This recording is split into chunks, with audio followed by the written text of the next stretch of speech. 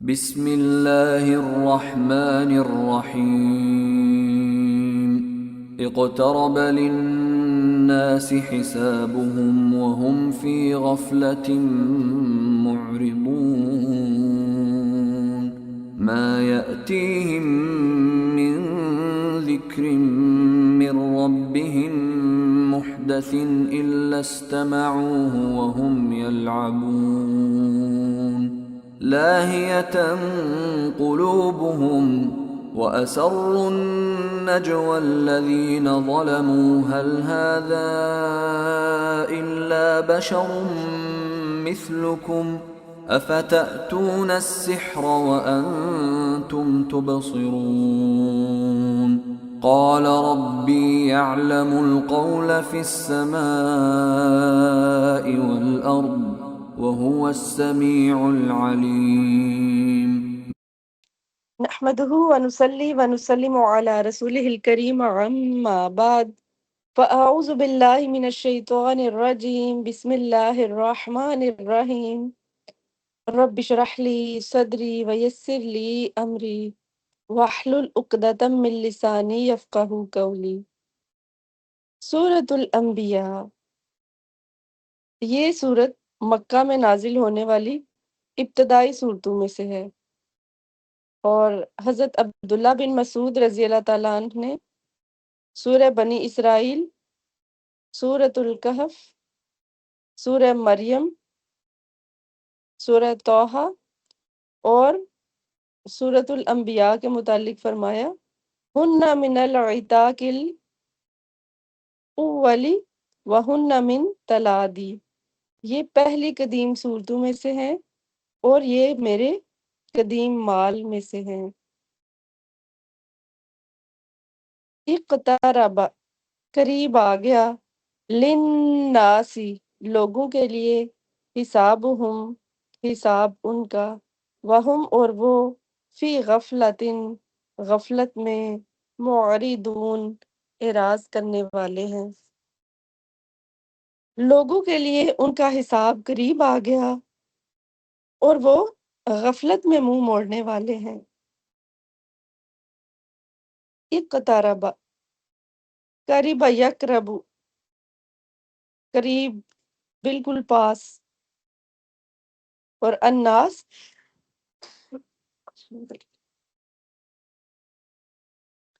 الناس کا ورڈ جو ہے یہ عام ہے، یعنی سب لوگوں کے لیے۔ اللہ تعالیٰ فرما رہے ہیں کہ لوگوں کا حساب اتنا قریب آ لگا ہے، ان کی موت کا وقت بہت پاس آ گیا ہے، قیامت بہت ہی قریب ہے، لیکن وہ پھر بھی غفلت میں پڑے ہوئے ہیں، دنیا کی دلچسپیوں میں گم ہے۔ رسول اللہ صلی اللہ علیہ وآلہ وسلم نے فی غفلت کی تفسیر غفلت اہل الدنیا، دنیا والوں کی غفلت فرمائی ہے، کیونکہ دین والا، اللہ والا غافل ہو ہی نہیں سکتا۔ غفلت لفظ ہی ایسا ہے کہ جو دنیا والوں سے جڑا ہوا ہے، جو دنیا سے محبت کرے گا وہی غافل ہوگا۔ اور کس حساب کی بات کی جا رہی ہے کہ لوگوں کا حساب قریب آ گیا؟ حساب، اکاؤنٹیبلٹی، محاسبہ، اور یعنی کسی کی پکڑ کے میننگ میں بھی یہ یوز ہوتا ہے۔ اور دنیا میں بھی بہت سے لوگوں کی پکڑ ہو جاتی ہے جب وہ ایک گناہ روز روز دہراتے رہتے ہیں یا ظلم و بربریت پھیلاتے رہتے ہیں، اور ایک دن وہ پکڑے جاتے ہیں۔ اور اسی طرح آخرت میں بھی جب دنیا سے انسان گناہ کر کر کے پہنچے گا تو وہاں پہ اس کو جا کر حساب دینا ہوگا، اس کا محاسبہ کیا جائے گا۔ سورۃ التوبہ آیا 126 میں آتا ہے اولا یرون انہم یفتنون وفی کل عام مرۃ او مرتین ثم لا یتوبون وَلَا هُمْ يَذَّكَّرُونَ، اور کیا وہ نہیں دیکھتے کہ وہ ہر سال ایک یا دو دفعہ آزمائش میں ڈالے جاتے ہیں، پھر بھی وہ نہ توبہ کرتے ہیں اور نہ نصیحت پکڑتے ہیں، اور دنیا کے حساب کے فوراً بعد موت کی صورت میں جو محاسبہ پیش آئے گا، فرشتے کفار کی جانیں نکالتے ہوئے کہہ رہے ہوں گے، اخرجو انفسکم، نکالو اپنی جانیں، آج تمہیں ذلت کا عذاب دیا جائے گا اس کے بدلے جو تم اللہ پر ناحق باتیں کہتے تھے اور تم اس کی آیتوں سے تکبر کرتے تھے۔ موت کے بعد قبر کے سوال و جواب کی صورت میں محاسبہ، اور آخر میں پھر قیامت کے دن حساب ہوگا۔ تو جب ہم اکاؤنٹیبلٹی یا حساب کے ورڈ کو بولتے ہیں تو یہ سارے محاسبے، یہ سارے حساب اس میں شامل ہیں، اور حساب کے تمام مرحلے انسان کے بالکل قریب ہیں، اور حساب کی کچھ صورتیں تو زندگی میں ہر روز پیش آتی رہتی ہیں، اور پھر موت کے قریب کسی کو پھر کوئی شک ہی نہیں، وہ تو ہے ہی ہے۔ اب اگر کوئی سوچے کہ اللہ تعالیٰ نے تو فرمایا کہ قیامت آئے گی، لوگوں کے حساب کا وقت قریب آ لگا ہے، تو لوگ کہیں کہ قیامت تو ابھی بڑی دور ہے، اور ابھی تو اس کی کچھ نشانیاں ظاہر ہوئی ہیں، بہت سی نشانیاں تو باقی ہیں۔ تو اگرچہ وہ لوگوں کو دور دکھائی دیتی ہے، مگر ہر آنے والی چیز قریب ہے، ہاں کتنے انتظار کے بعد آئے۔ اچھا، کچھ ڈاکومنٹس ایسے ہوتے ہیں نا کہ جن کو اپلائی کرنے کے بعد 2-3 سال آپ کو انتظار کرنا پڑتا ہے، تو کیا ہم یہ سوچ کر کہ یہ تو ملے گا ہی نہیں اور ہم اپلائی نہیں کرتے؟ ایسا تو نہیں ہوتا۔ کچھ ڈگریز کرنے میں آپ کو 5-7 سال لگ جایا کرتے ہیں، لیکن ایک دن آتا ہے کہ آپ کو وہ ڈگری مل جاتی ہے۔ مثلا آپ نے اپنے بچے کو ہی پالنا ہے، آپ اس کو اسٹیبلش دیکھنا چاہتے ہیں، آپ اس کو اپنے عروج پر دیکھنا چاہتے ہیں، تو آپ اس کو ایک ایک چمچ، ایک ایک نوالا، ایک ایک دودھ کا گھونٹ پلاتے چلے جاتے ہیں، اس امید پر کہ ایک دن یہ کتنا توانا، کتنا بڑا جوان بن جائے گا، اور ایسا ہوتا ہے آہستہ آہستہ، ڈے بائی ڈے، جس چیز کا آنا لکھا ہوتا ہے وہ آخر پہنچ جاتی ہے، جو چیز چل پڑے وہ پہنچ جاتی ہے، کبھی نہ کبھی،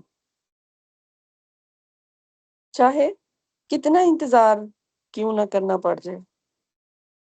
اور سورۃ المعارج آیا 6 اور 7 میں اللہ تعالیٰ فرماتے ہیں کہ انہم یرونہ بعیدا ونراہ قریبا، بے شک وہ اسے دور خیال کر رہے ہیں قیامت کو، لیکن ہمیں تو یہ بڑی قریب لگ رہی ہے، ہمیں تو پتہ ہے کہ وہ تو بس آئے ہی کیا ہے، یوم حساب بہت قریب آ گیا ہے، دنیا کی مدت کا اکثر حصہ گزر چکا ہے، ہماری زندگیوں کے بڑے پارٹس گزر چکے ہیں، اب تھوڑا وقت باقی رہ گیا،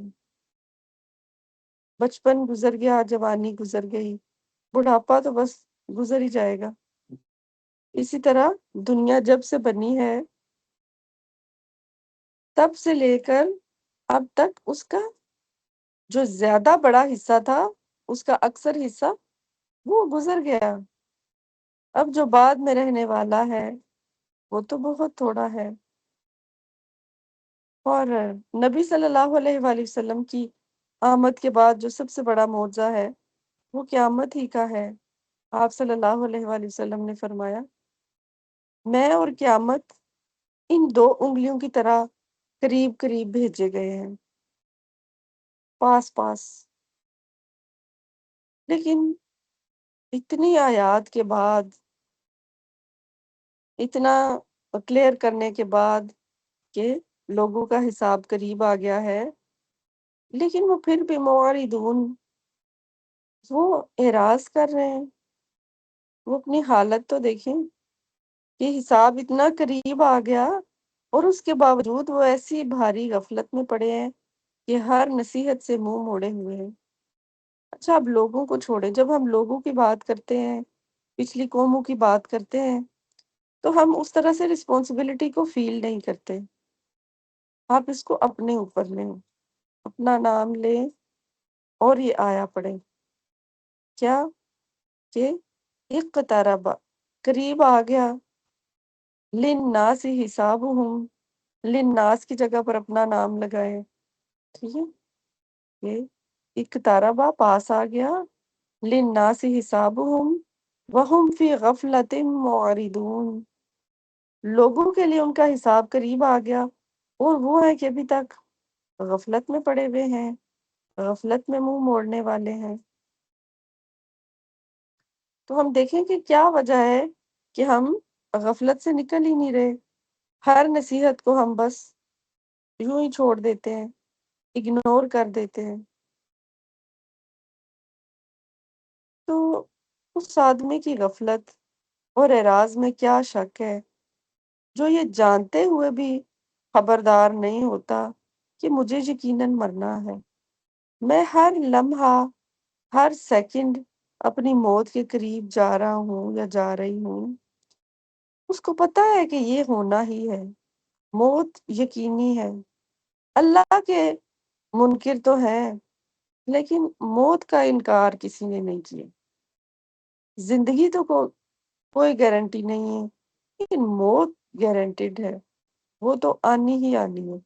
ایک چیز جس کا آنا اتنا یقینی ہے، اس کے بعد کیا وجہ ہے کہ انسان پھر بھی غفلت میں رہے اور وہ سنبھل نہ جائے، صرف اس لیے کہ موت یا قیامت کا دن اسے فکس کر کے نہیں بتایا گیا۔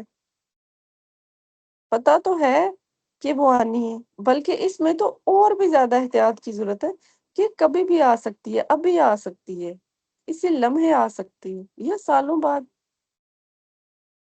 اس لیے ہر دم ہم تیار رہیں۔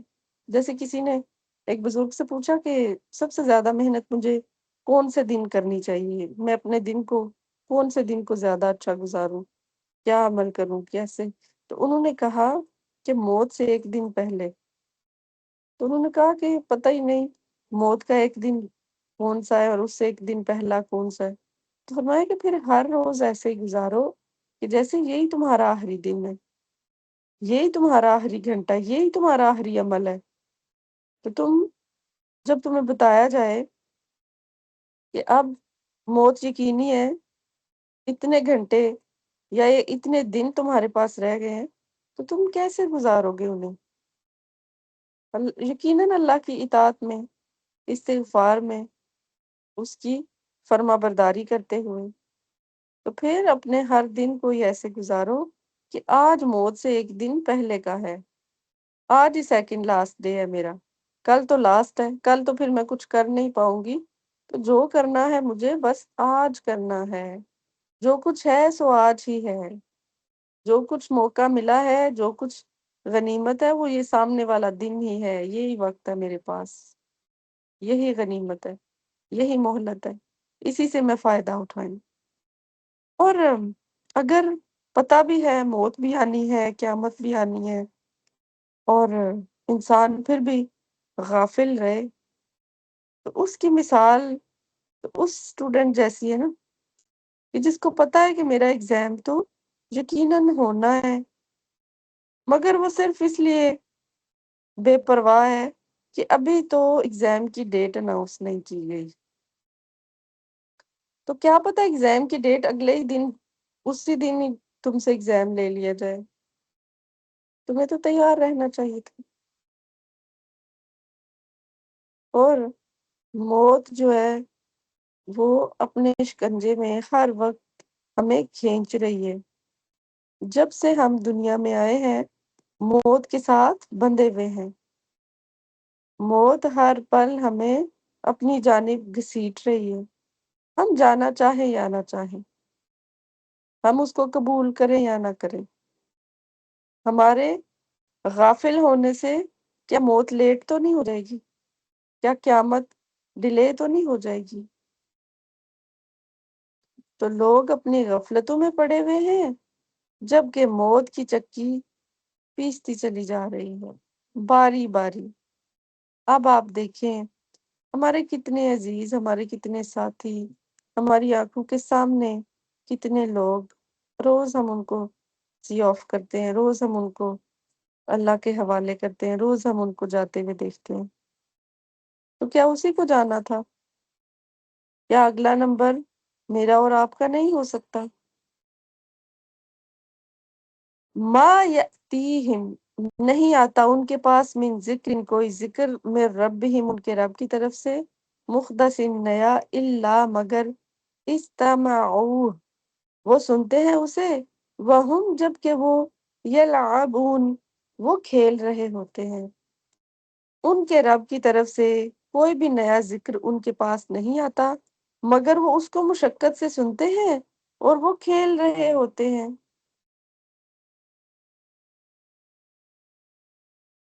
یہ نصیحت تو آتی ہے، کان لگا کر سنتے بھی نہیں بلکہ اس کا مذاق اڑاتے ہیں۔ اس غفلت سے بیدار کرنے کے لیے ان کے رب کی طرف سے قرآن اور سنت کی صورت میں نئی سے نئی نصیحت آتی رہتی ہے، مگر قبول کرنا تو دور کی بات، وہ اسے توجہ اور اطمینان سے سنتے بھی نہیں بلکہ کھیلتے اور مذاق اڑاتے ہوئے بڑی مشکل اور گرانی سے سنتے ہیں کہ یہ کیا سننا پڑ گیا۔ نصیحت بڑی بھاری لگتی ہے انسان کو، بہت مشکل لگتی ہے، حالانکہ من ذکر من ربہم، ان کے رب کی طرف سے نصیحت۔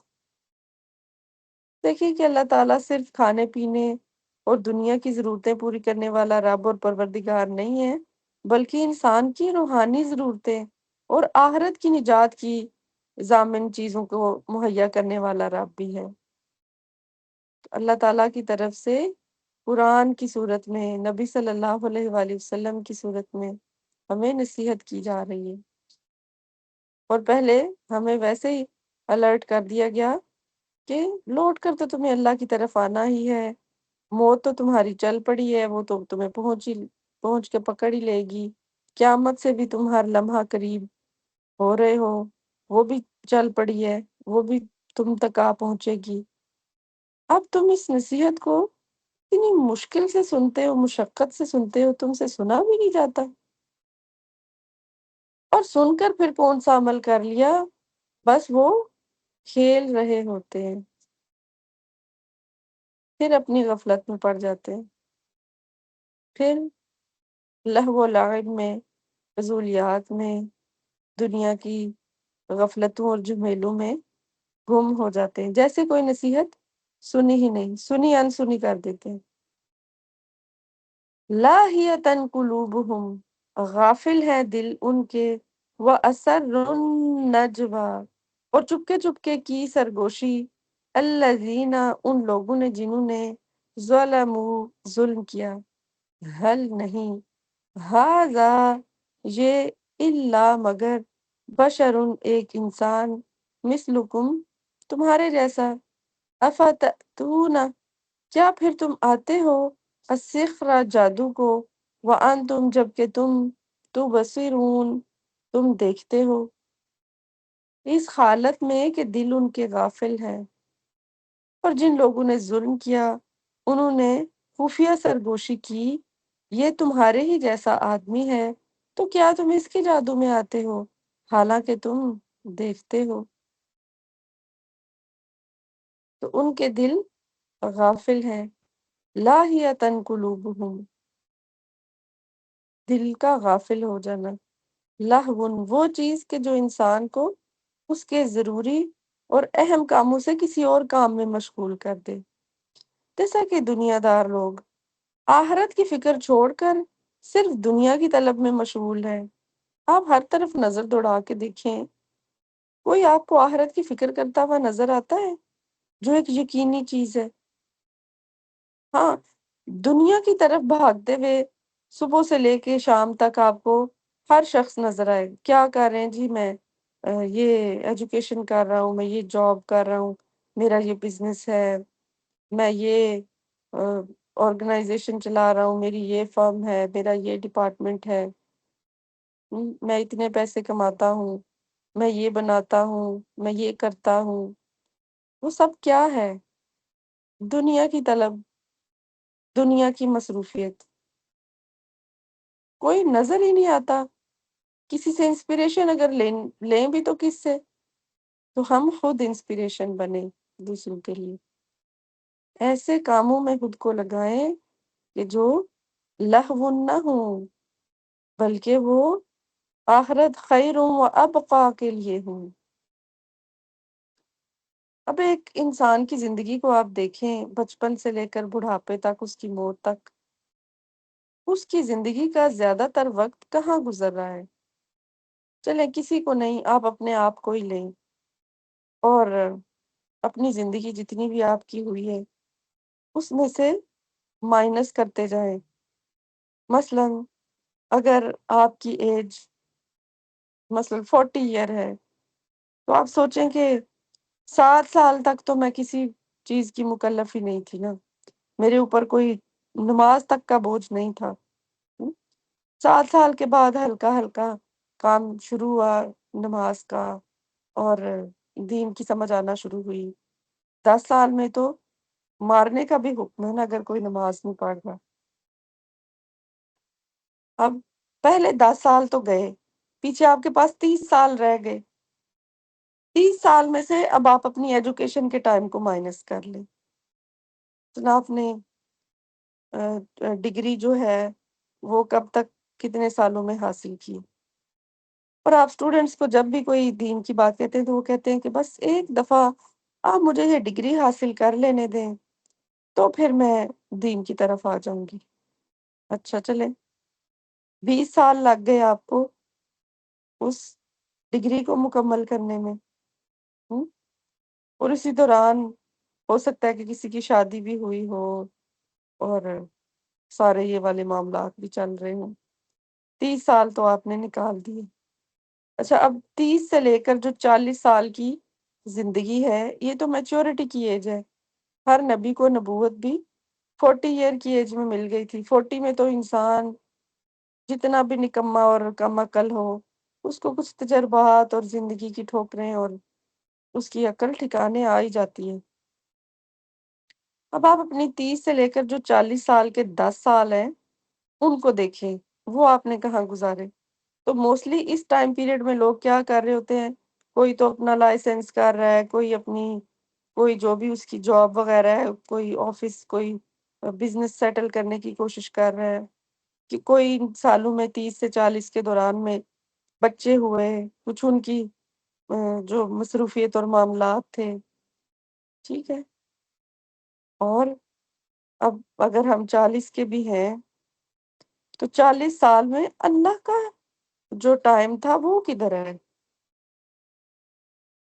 اس کے لیے دین کا کتنا کام کیا، آخرت کی کتنی فکر کی، اس دن کی تیاری کے لیے کیا کچھ جمع کیا، کتنا صدقہ و خیرات ہم نے 40 سال کی عمر میں کیا، کتنی نمازیں ہم نے پڑھی، کتنی مس کی، کتنے روزے ایکسٹرا رکھے، کتنے مینڈیٹری روزے بھی مس کر دیے، ہم؟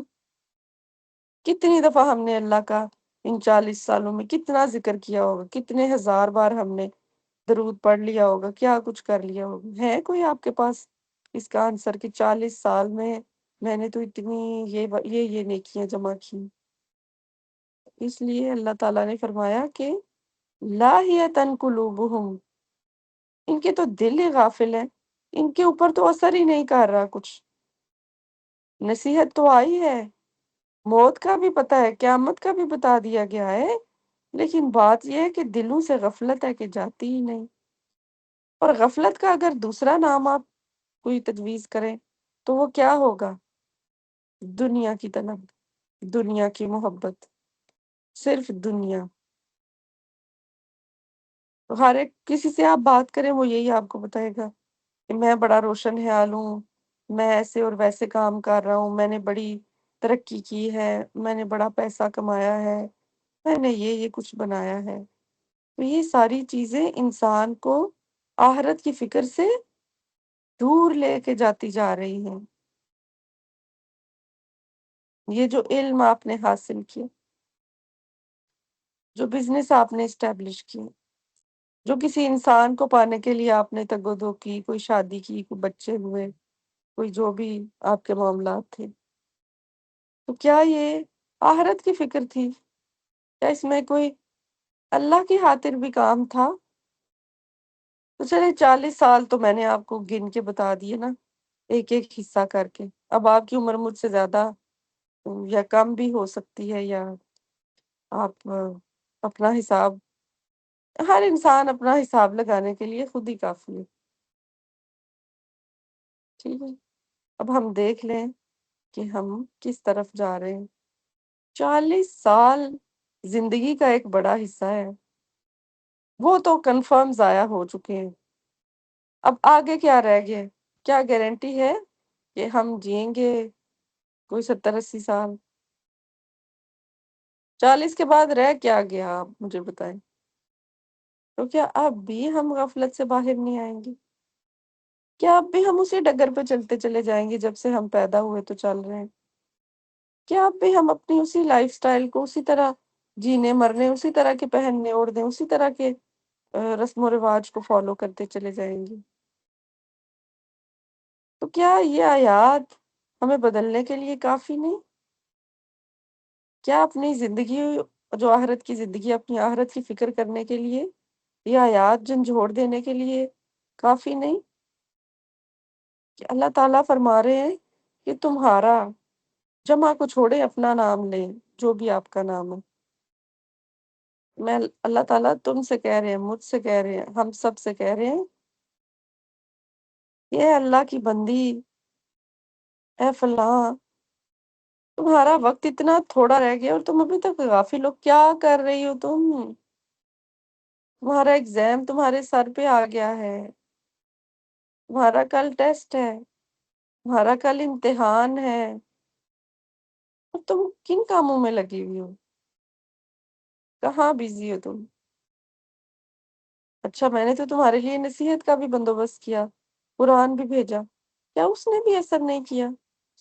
تو اس کا مطلب ہے کہ لاہیتن، دل ہی جو ہے نا وہ تمہارا بگڑ چکا ہے۔ لاہیتن قلوبہم، تمہارا دل غفلت کی لپیٹ میں ہے۔ اور جن لوگوں نے ظلم کیا انہوں نے خفیہ سرگوشی کی کہ یہ تمہارے ہی جیسا آدمی ہے، تو کیا تم اس کے جادو میں آتے ہو حالانکہ تم دیکھتے ہو؟ کون کس کو کہہ رہا ہے؟ کفار نے باہمی خفیہ مشورے سے لوگوں کو آپ صلی اللہ علیہ وآلہ وسلم سے دور رکھنے کے لیے خفیہ مشاورت کر کے طے کیا کہ لوگوں سے یہ کہو، اور خفیہ رکھنے کی وجہ یہ تھی کہ اگر لوگوں کو پتہ چل گیا کہ یہ ان کی طے کردہ بات ہے تو وہ اس سے متاثر ہی نہیں ہوں گے۔ کیا بات کروں کہ حل ھذا الا بشر مثلکم، یعنی یہ کوئی فرشتہ نہیں ہے، کوئی ایکسٹرا آرڈنری اس میں پاورز نہیں ہے، یہ تو تمہاری ہی طرح کے انسان ہے۔ اب جو یہ معجزات دکھاتے ہیں اور اس کلام کو سن کر لوگ ان کے گرویدہ ہو رہے ہیں، تو یہ سب تو جادو ہے۔ کفار نے آپ صلی اللہ علیہ وآلہ وسلم کی نبوت پر دو طرح سے طعن کیا۔ ایک یہ کہ آپ انسان ہیں، اور انسان تو نبی ہو ہی نہیں سکتے، نبی اگر اللہ نے بھیجنا تھا تو کسی فرشتے کو بھیجتا۔